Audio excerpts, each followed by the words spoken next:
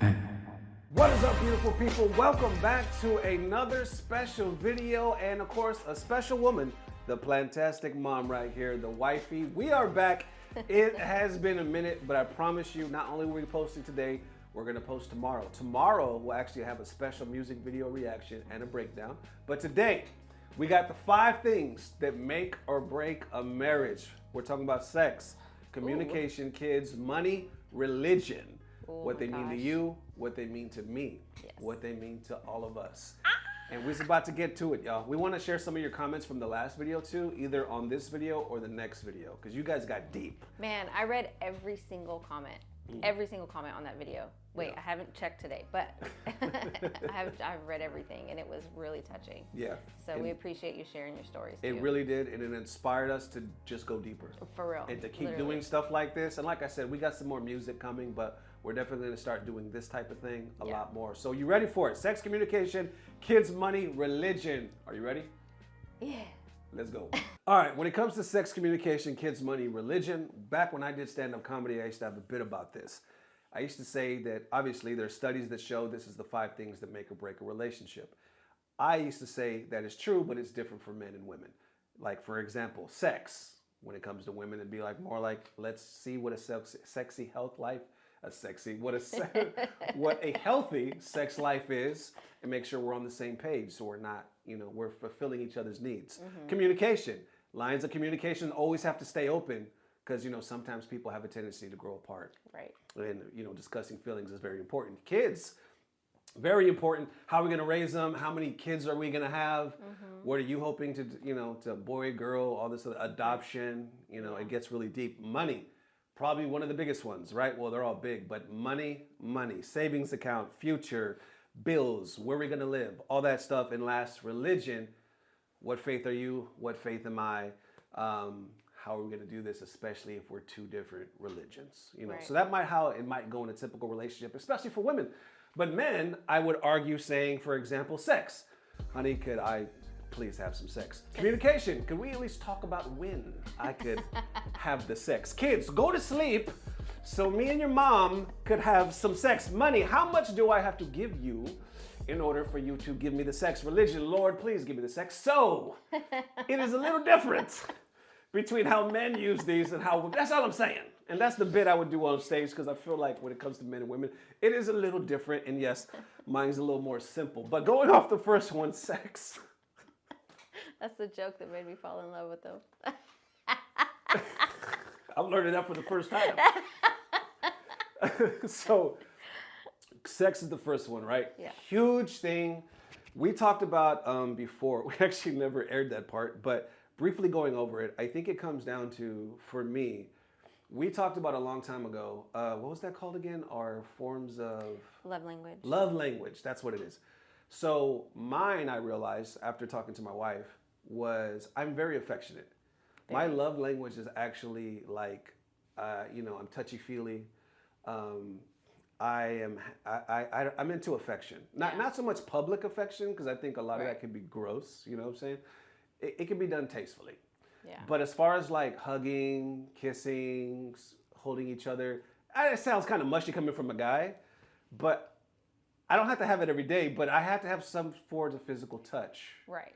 And if it starts dwindling, I start feeling weird. Like I'm just like, I like, what's He cracking? like looks at me and he's like, hello.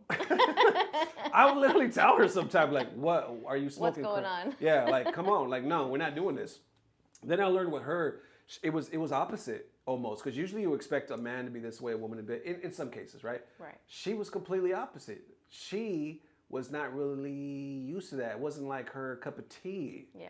She wasn't, physical touch was not her love language. Right. And you want to go into that? Yeah, my love language is more so like words of affirmation, or you just thinking about me and doing small things for me without me having to ask you. Yeah. Like taking out the trash, or picking up the plates, or making the bed, or going to bring me food without me asking me. Like those things are like, that just are simple gestures that show me that you love me and that you're thinking about me. Yeah, and I think that's where the problem lies a lot of times is because we never really discussed it. We always assume we're on the same love language with our partner. Right. And it doesn't match up because you think about it from my point of view, like it might be a long day. I joke about this all the time with her, but there could be times where I'm sick and I'm not feeling good. And I told you the other day, right? Yeah. I told her, baby, I need you. I told her that. And I said, I'm not saying it's going to be the best. I'm not saying it's going to be the best. I'm bandaged. He said, I'm not even saying it's going to be the longest thing in the world. He said, we just need to go in and out. I didn't say it. I'm more poetic. No, that's what you said. What I said was, yeah, my arm's in a sling. I've been going through this thing, y'all. We'll talk about it later. But anyway, I was real. I said, I'm not saying it's going to be the best. I'm saying it's going to be that long. But I need you. That's what I'm saying. That's what I'm saying. And that's, you know what I'm saying? Like, we are built different. But here's where it doesn't match up. While I might be feeling low there, now in her eyes, she might be feeling like, well, where's my information? I haven't felt wanted either. Because I haven't felt this, that. I've been kind of feeling neglected. Yeah. And I'm over here just looking at physical, thinking, well, I'm the neglected one. Right. But yet, she's looking through her love language like, no, I am. Right. So now we're like this. There's two different love languages that we have to work against. Not to work against or work together. Yeah. So I think it's very important. And I feel like we can go, this could be a whole video, but by itself. These 5 things are so important, they can be serious just by themselves, right? Yeah. We're just going to kind of quickly skim through. You know, the crazy thing is I've not recently learned, but I guess I've recently refreshed my memory that this is kind of biblical. I'll have to find the scripture. I don't know where it's at, but I'll have to find it. But this is biblical. And by the way, let me say this. Sex life is obviously deeper than what we just talked about. Right. There's a healthy sex life. You guys got to figure out what is good for you, what works for you, what you're comfortable with. And I think that grows over time of being with somebody. You got to be, it's hard sometimes. It is hard. But you got to be as honest with each other as possible. For sure. And going into communication, same thing. You got to be so honest. People have a tendency, when you're growing together, they grow apart. And the reason is because we're not always checking. You know, we're growing as humans all the time. We've been together since you were fairly young. Mm-hmm. You know, I was in my 30s, you were in your 20s. Right. So that's a lot of growing, y'all. We're both in our 40s now. He's so happy about that. Yes, I'm so happy about that. So thanks for telling my. Go ahead. Whatever, girl. You look 19. I can't say nothing. I posted a picture of me saying 40 above it, so it is what it is. Well, and I'll take that compliment. There you go. What I'm saying is, like, there's a lot of growing to do. For some reason, we check out because life happens and life kicks our ass. You got the kids, you got school, you got money, you bills, all this stuff, and it kicks your ass. It has a tendency, like, when you get home, your partner doesn't get the best of you. Because you're out there going to fucking war every day, and now you guys are coming together being a family, right? It's hard. It's so fucking hard. It is. So you come together, and during those times, you might get a new job. You might get a new hobby, which both of us have done multiple times, right? I wasn't even doing YouTube when we met, right? Right. I wasn't even doing, think about that. YouTube is my job, and it's been my everything. Let's say this. You were posting videos on YouTube, but you were not. No. Right. You were just doing it to have a place to put it so that you could share it with family. Yeah, it was a hobby. What I'm trying to say is it didn't click in my head that, like, man, I could actually do this for a job one day until like 2017. Yeah. That was the first time where I was like, holy crap, I think I can do this. It didn't actually become a job until like 2023. Yeah. The end of that year. Yeah. So it's been a long grind, you know what I'm saying? But anyway, all I say is I'm meeting new people. I'm traveling, you know. I'm trying to do my best to take her with me. Growing. Now, this starts happening. If you're not constantly checking in with your spouse, your partner, the communication's not there, then one day you fucking look at each other like, wait, who? What? Who are you? Who's this friend? I've never heard her name, or I've never heard his name before. Who's calling you? Where are you going? Yeah. You know, we're like, I thought I told you, and you're not checking in. Yeah. All these new things that are sparking and happening in your life, and all of a sudden we're becoming different people. It can easily make the other person feel left behind. Communication is very important because if you don't communicate, that leaves an absence, that leaves room for curiosity or fear or unsureness, you know, and that can cause so many bad things in your relationship because I don't know. That's just what I've learned. I feel like communication, if you can over communicate and it can cause issues, but if you're just being truthful and communicating your thoughts and your feelings or what you're doing in the day, and just simple things, leaving no room for question or whatever the word I'm thinking about. But as long as you're not leaving any room for people to wonder what you're doing. If you can communicate to your spouse or your significant other enough to make them realize that you're not doing anything that you're not supposed to be doing, it helps that whole dynamic, I think. Here's the other thing I'm into. You guys might disagree. I'm not trying to give you a hot take. I'm just trying to be honest.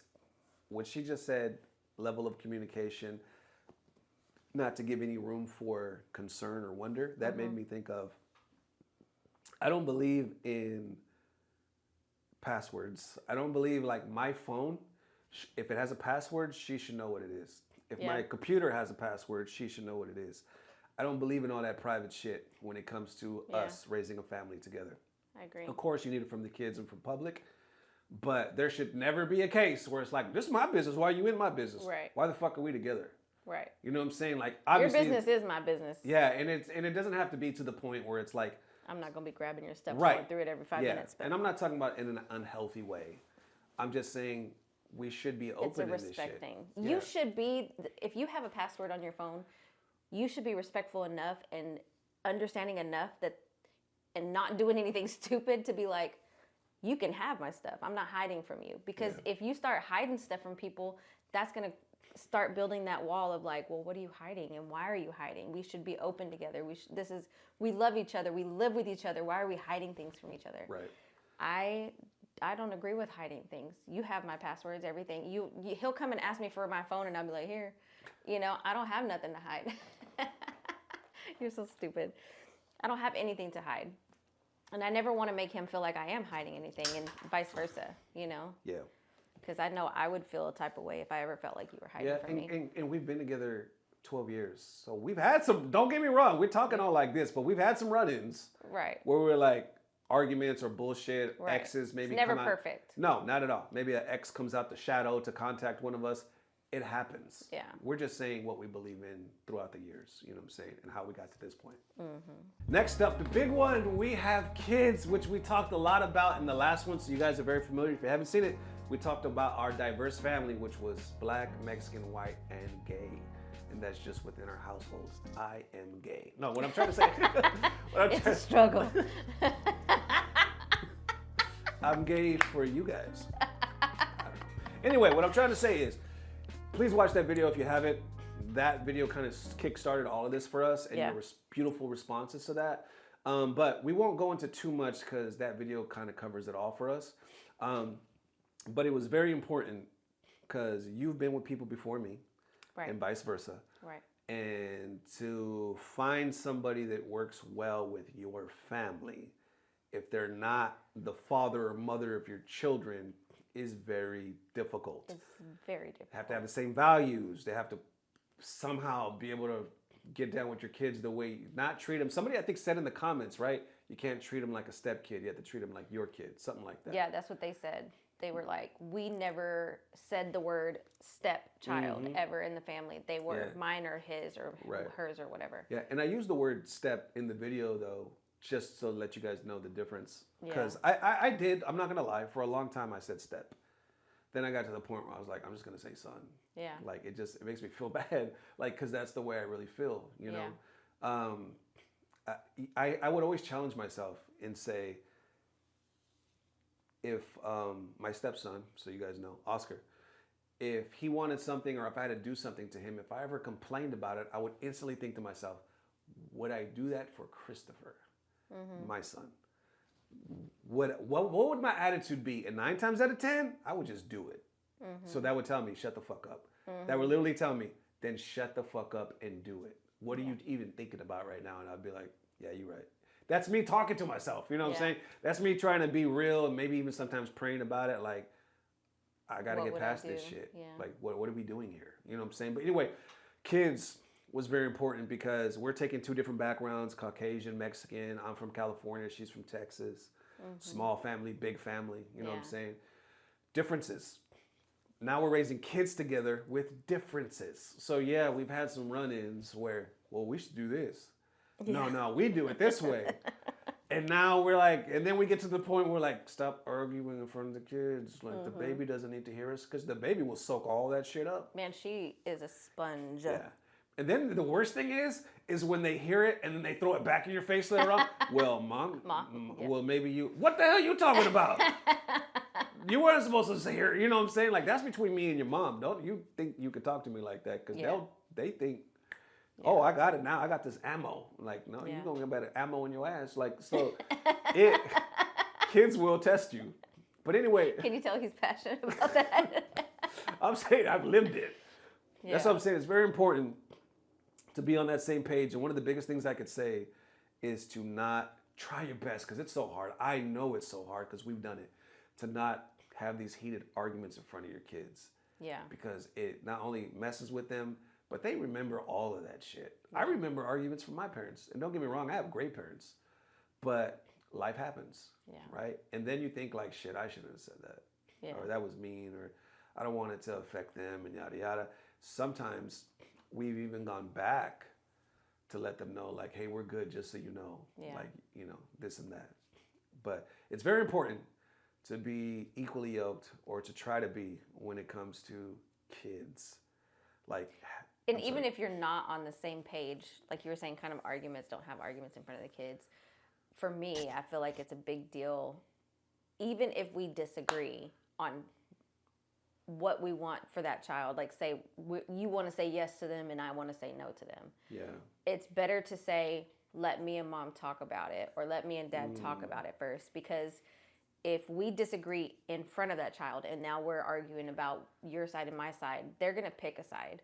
And it's kind of like you were saying, oh, now they have ammo, or they have a reason to not listen to you because maybe they see me as the dominant one, or vice versa. So they're going to take that and disrespect the next one, or the other parent. Right. So it's better to make it neutral in front of them, and then talk behind doors and get on the same page together. Yeah, I think, and then you got the infamous, dad's the good guy, mom's the bad guy. Why you always got to make me the bad guy? You know, we've been down that road so many times. And then the dad, eventually I start thinking, well, shit, maybe stop being the bad person then. Have you tried being a good guy? Shit, it's easy.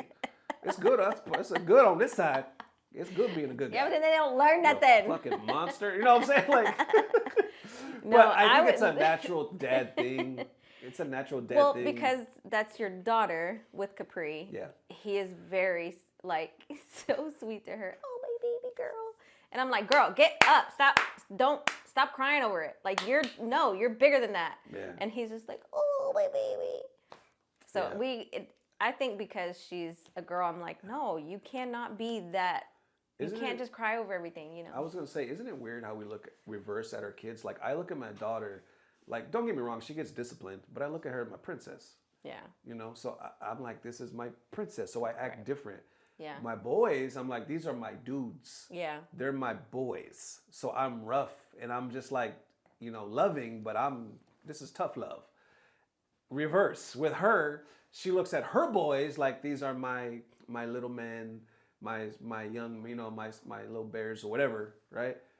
And kind of gentle, you know. But with Capri, my princess, she's like, girl, get over it. You know what I'm saying? That's not how we do. You go to school. Like, and I'm just, hey, we don't got to talk like, you know what I'm saying? Like, and she always makes fun of me because, like, the way I wake her up in the morning, she's like, you take like 25 minutes to wake her up. And she just goes in there, hey, get up. And I'm like, do that. You made me sound like a bully. She literally gets her like this, right? Get your ass up. Throw her across the room, then she bounces off. Anyway, what I'm saying is, you make me sound like a bully. Sometimes she'll lay it up and then dunk her like that. You're so stupid. No, but what I'm saying is, like, when you wake her up, like, it'll definitely be like, I'll kind of do it more gentle and subtle, and you're just like, get up. Yeah. Like, we talked about this last night. You shouldn't have went to sleep so late. And I'm just like, yeah. Yeah, it does happen very often. I don't know. It's just the way it is, man. But going on that, like I said, it's very important. Any one of these subjects could be a whole video by itself, but we're just trying to keep it in the scheme of things for now, if that makes any sense. Yeah. But we can always elaborate if we need. Yeah, and we're just getting started with this channel. So we got a long time ago. You know what I'm saying? Yeah. And next is money. Money, money, money. Money, money, money, money. This is a huge one, especially in today's economy and all that. Like money can be a blessing. Hell, too much money can be a blessing. Too much money can be a curse. Yeah. And also vice versa.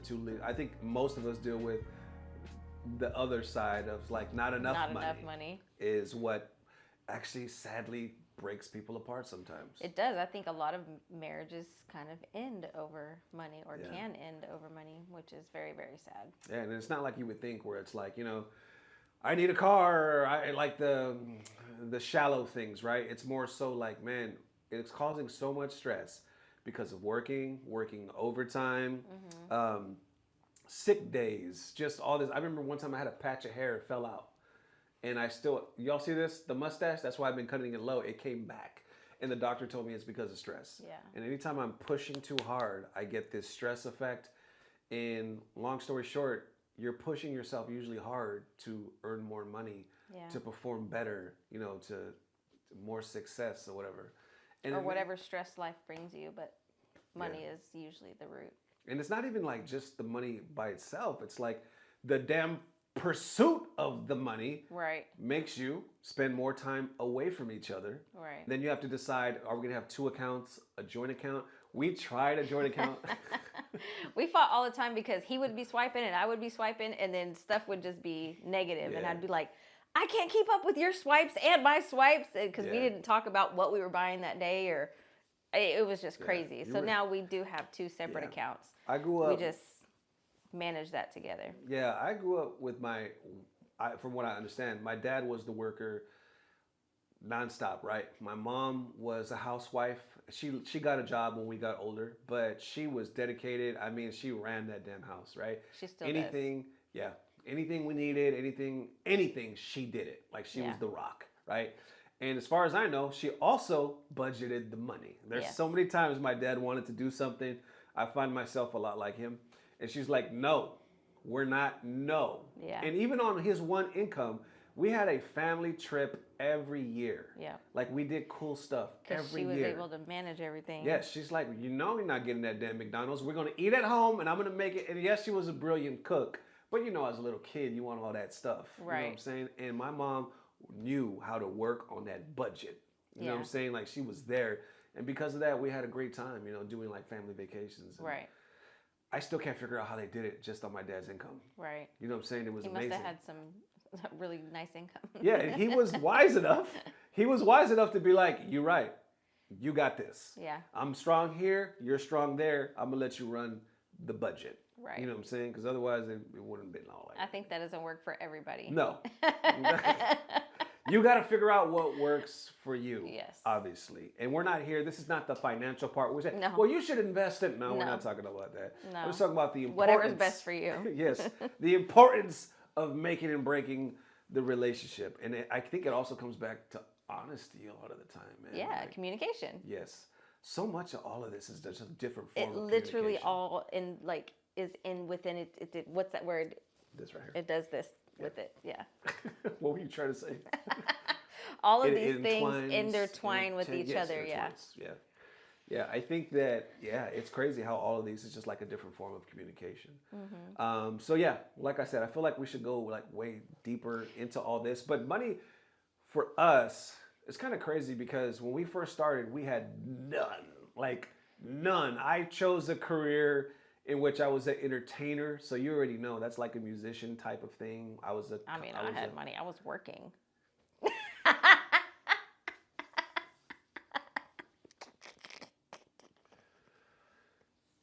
I had to because you said we didn't have no money. We didn't have no money. We didn't have some. The second time around, you were living with somebody else. I was still working though. Yeah, but it's not like you had money. No, but we. And then right after that, you had to go live with your mom for a little bit. Remember, like a couple of months. No, yeah, I know that. And you weren't working that job no more. Anyway, I was working gig to gig, so I didn't have that much.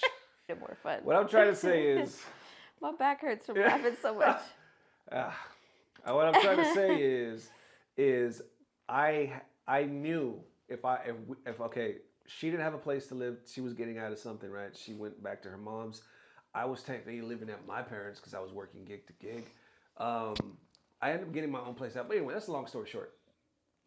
The second time around, I had gave up the house I was renting and yada yada. It's a long story, but I was at my parents at the time, so I knew if I'm gonna make it work with Katrina, I have to make this shit happen. I have to stop working gig to gig. I can do that, but I gotta get a real job now, and I gotta like really buckle down because I knew I wanted to be with her, and I knew the only way we're gonna do this is if we got a place, and thus I became a leasing agent. In a company I will not name, but because of that company, it gave us a place to live. Yeah. It changed our whole life, and it allowed us to be together. And I was like, hustle, hustle, hustle. I got a taste of money I had never had before. Not that I was rich, but still, I got a taste of life. Right. We were in a nice part of town, and I was like, I love this. Like, I love this. So I, for the first time, took pride in myself because I was like, I felt like I really made an adult decision when it came to money. And I was like, I need to do this shit. And I loved the life it brought us. You know what I'm saying? Now, there's been some ups and downs since then. Yeah. But I felt like that was the sacrifice and decision I made because this was the relationship I wanted. Yeah. You know? Let me add on to that. I know this is kind of long, but let me add on to that. So in a relationship, there is a lot of up and downs like you were just talking about. I know that there's a standard of the man is supposed to take care of the wife and he's supposed to work and he's supposed to provide and all of that. Yeah. I feel like, yes, in a sense, that's very true. But at the same time, we are one at this point. If you are in a relationship where you feel like you're ready to go all in and you're going to be there to support each other, you as a wife also have to be willing to stand up and take whenever he falls down. You know what I mean? Like, I feel like that's where we kind of bounced off each other with jobs when it came to when it needed to happen. Right. If you were working and you could no longer work at this place or had to make a transition, then I would step up and get a job until or whatever to kind of help fill in that space of when money was low, you know what I mean? And I feel like it's important to have a partner on either side of this game that is willing to go in and pick up the slack where it needs to be picked up from. You know what I mean? Because if you can't and you're just depending on that person, that's a lot of pressure on one person by themselves to take that load and struggle to find the next job if it's not automatic, you know? Right. So I think it's important to be there for each other. Going on to the last one, I know what time it is. Religion. This could be a big one. Yes. Some people have a really, really hard time. I've seen couples struggle with this one because they kind of do the thing where I'm this, you're that. They ignore it because they're so into each other. Then once you get comfortable with each other, especially when you have kids or whatever, it becomes a huge thing because now it's crucial because you're like, well, what kind of family are we? Yeah. Wait a minute, you're telling me we don't celebrate Christmas? Yeah. We don't celebrate birthdays? Like, it becomes a big thing. I remember one friend of mine was telling me that her mom was Muslim and her dad was like something else. So because of that, they weren't allowed to celebrate Christmas and birthdays, maybe, if I'm getting that right. But the dad would always sneak them gifts, like on the DL, right? But the crazy thing is, to me, I mean, it's not twisted though. That's like, it feels like a really twisted way. I don't know. Go ahead. You know, it's like the crazy thing to me. It's not obviously crazy, but she was like, I don't want that for my kid. She claimed Muslim, and she was like, whoever I'm going to be with has to be Muslim because I don't want my guy sneaking gifts to my kid. And I was like, now me, not Muslim, was thinking, why would you want your kid to have some gifts? Like, what kind of shit is that? He was being nice. But her thought was like, I don't want a divided home. Yeah. I want us to be on the same page, which I get that. Yeah, I do. Right? But as a non-Muslim, I'm thinking different, right? I'm thinking your dad was just trying to be a nice guy. Right? But anyway, long story short, we ignore a lot of this shit. Or while we're in a relationship, somebody might become Christian, Muslim, something, and all of a sudden it might cause a divide or something. These are all part of communication and growing. Yeah. You know, one of the things when I was dating, I messed up on a lot. I ignored that a lot. I knew a lot of these girls were like atheist or something I wasn't. I knew it. And I was just like, I'm having a good time. What does it matter right now? You know what I'm saying? And somewhere down the line, if it ever lasts or it always matters, right? If it's important to you. With Katrina, I knew she was pretty much Christian. Yeah. With myself, I grew up Catholic. But a long time ago, I kind of converted. No, I did convert to Christianity. I just felt a connection there. So my family's kind of split. Most of them are Catholic. But I knew because we had that similar background that we were going to be on the same page a lot. Right. But what you don't know is there's different levels to religion, and we consider it more spiritual than religion, you know. But just because you're both Christian doesn't mean you're both going to agree. Because there's different beliefs. There's a different Christian church on every corner. You know what I'm saying? Like, so and people in different churches teach different Christianity. It's a whole thing. So I kind of feel though I feel like you and I are very lucky or blessed, should I say, in that area, because I feel like we both pretty much are on the same page with that. Yeah. I don't think we've had any disagreements really with that. I think we've both kind of understood where each other's at when we have those conversations. Yeah. But I will say, whenever growing up, I know my household was Christian. Mm-hmm. My mom and my grandma they talked about it a lot. My grandma was like hardcore. Yeah.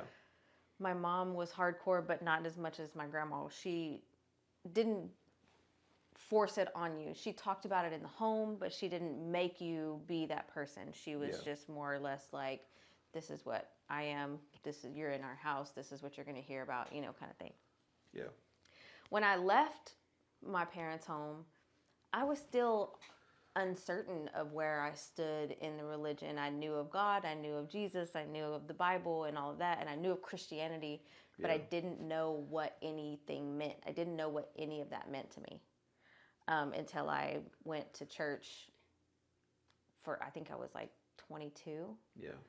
And felt the Spirit of God myself, like the Holy Spirit myself. And that's when I was like, oh, this is where I belong, you know?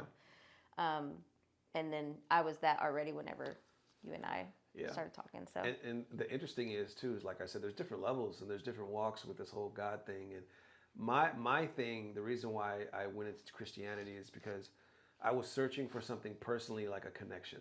I was like, if there's a God out there has to be a connection. And if I don't know what that is or feel what that is, I don't know how to believe, right? So I'm very much now, especially the older I get, into studying and knowledge. I want to know what scientists say. I want to know what atheists say. I want to know what Muslim. I want to know everything. Yeah. So because I know what I felt and I know what I experienced. Now I want to know where you guys are coming from. I want to be able to break down everything. I'm not afraid, not anymore anyway, of those tough talks where it's like, we really, at the end of the day, have no idea how God operates, what he is, what they are, whatever. We don't. We have this, he's a bearded man in the sky, in heaven's the pearly gates. It's just these one after another old cliches or metaphors that we have, and we simplify it. Yeah. We simplify it to some point where we sound dumb when we talk to people that are not believers. You know what I'm saying? And on the other hand, so I'm super interested in just diving into that. And I've been doing that more than ever, right? Yeah. Because I focus mostly on the love part. The acceptance, the love, and the faith. Right. God I believe those are the foundation of religion. But like I said, I don't like to really call it religion, because when I think of religion, I think of people doing this over and over again, but they don't really know why. Yeah. They just said like a cult style. It's maybe not cult. And not disrespect to call it cult for anybody that's that. But like a style where it's just kind of, you just do it, but you don't really know why, because your parents told you to. Right. But you never really looked into it for yourself, is what I'm saying. Right. And what triggered it for me all is when I was suicidal when I moved to Texas. That tilted me over. So it was kind of blessing in disguise. But the other thing is, what I was going to add to you is, you said when we met, we were both Christian. Even that gets hard, because when I met you, I wasn't really I was in my Christian phase where I was kind of partying again. You know what I'm saying? Yeah. Like you get to this point where you're like, oh, I'm all about it. And then you like, something happens, I don't know, life happens. And then you're like, well, it won't hurt if I just go to a couple parties or if I have a couple of drinks. And then all of a sudden you're not really going to church anymore. Yeah. You still believe in God, but you kind of stop doing all these amazing things. But I think I was too. I was in that You were, same. yeah. Yeah. So we kind of like these stray Christians Yeah. coming together, having a good time, both believed, but both not really doing what we were supposed to be doing. Right. You know, and then the mature, you know, the more time came into our relationship, we started having this discussion like, damn, we got to go back to church. Yeah. But what one?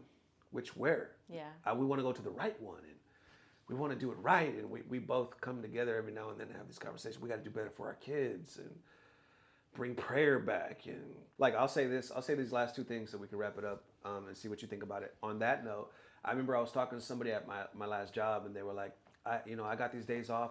We got vacation. How many times you take a vacation, then you come home and you realize you need a vacation for your vacation because you're like, shit, I'm still tired. Like, I'm like exhausted. I got to go back to work tomorrow. Literally. Like, I got a 4-day weekend, yada, yada. And now I'm going back to work miserable. It's because, and I was telling her, I was like, it's, you know what it is we think because we rest physically that all these next 4 days are going to be amazing. And we come back miserable to our job because it had nothing to do with true release and peace. Like, you need to really reset. She was like, I think you're right. I was like, think about it. Like, because I do it all the time where I come back miserable. I was like, it's not until I take a little time out of each of them days where I truly mentally release and relax. Physically, you can sleep in the bed all day and still be miserable. Yeah. It's like mentally, when you're doing something to, whether it's prayer, meditation, man, that goes such a long way, y'all. Listening and getting your thoughts right, walks, like something where you're spending time for me, for yourself. And you're like, let me truly recharge. I don't mean, a day at the spa. Don't get me wrong. A lot of these things where we pamper ourselves are important. Like, you should do that. But I'm talking about when we're charging our spiritual man or woman, these things make or break and recharge us. So when we do go back to work, we do feel like, I'm ready for this. Yeah. Because I promise you, if you don't do that and you're doing nothing but just being home watching Netflix, it's cool while that lasts, but you go back the same person you were. Yeah, for sure. You know, like I've definitely had days where I didn't recharge and I could feel the difference. Yeah.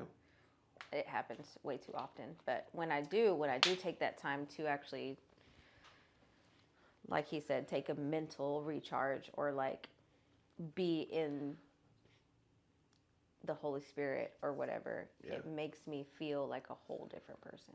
Yeah. I think it really does. And for you all watching, man, I know all you are not spiritual believers or whatever. We just wanted to, when we do this, we knew we were going to be transparent. Yeah. I believe in being as real as possible. That's why I'm not up here, and you know this. I've never been up here. Holier than thou, everybody. No, because I'm a real person. I'm a real person trying to figure this out. And this is just to say, too, this is just our dynamic. This is how we feel. This is not to take away from anybody else. This is just, we love everybody for who you are. This is just us talking about our dynamic and our experience and what we've gone through. Yeah, and I will say this. If you happen to be in a different relationship where they're Catholic, you're Christian, and different, it doesn't mean it's not possible, because we see that all the time. It's just you have to be open to respecting their beliefs. Yeah. Because else, why the hell are you with them in the first place? Right. Because some people think, I'll just convert them. Or they'll change.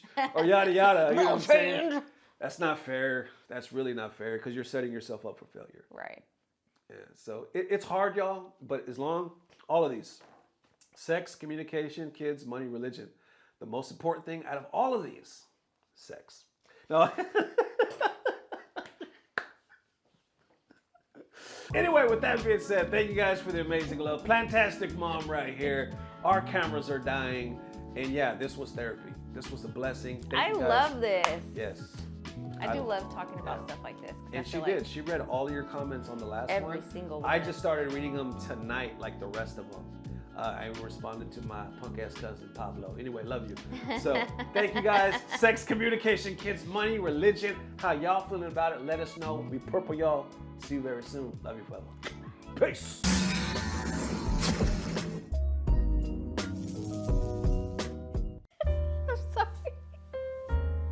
I'm sorry. Go. I'm just sorry. Okay, go. It's like, I had money. Speak for yourself. I was working. You took it so personal. I was like, wait, where do we go? Where the hell did we just go? I was joking. I thought we were. Took it so personal. You were joking the whole time?